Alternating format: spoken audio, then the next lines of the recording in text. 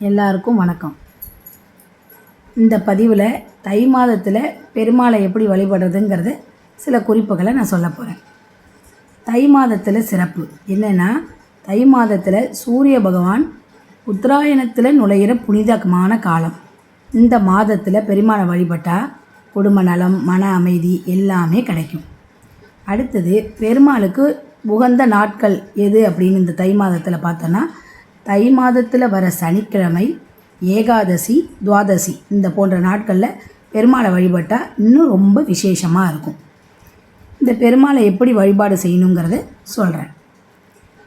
காலம்பரை எழுந்து ஸ்நானம் செய்து துளசி மாலை தான் பெருமாளுக்கு உகந்தது. துளசி மாலை போடணும். போட்டுட்டு நம்மளால் முடிந்த நெய்வேத்தியம், வெண்பொங்கலோ சக்கரை பொங்கலோ வைத்து தீபம் ஏற்றி வழிபாடு செய்யணும்.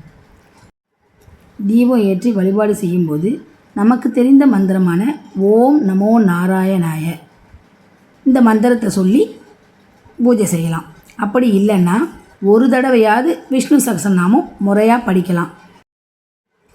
இந்த மாதிரி வழிபாடு செஞ்சோன்னா இதனால் கிடைக்கிற பலன்கள் என்னென்னா, கடன் தொல்லை குறையும், குடும்ப ஒற்றுமை அதிகரிக்கும், வேலை வாய்ப்பு, வருமானம் மிகுதி எல்லாம் அதிகரித்து வாழ்க்கையில் முன்னேற்றம் அதிகமாக கிடைக்கும். இதுலேயும் முக்கியமான குறிப்பு என்னென்னா, தை மாதத்தில் வர ஏகாதசி அடுத்து மறுநாள் வர துவாதசி சேர்ந்து இந்த வழிபாடு செஞ்சோன்னா மிக உயர்ந்த பலன் நமக்கு கிடைக்கும்.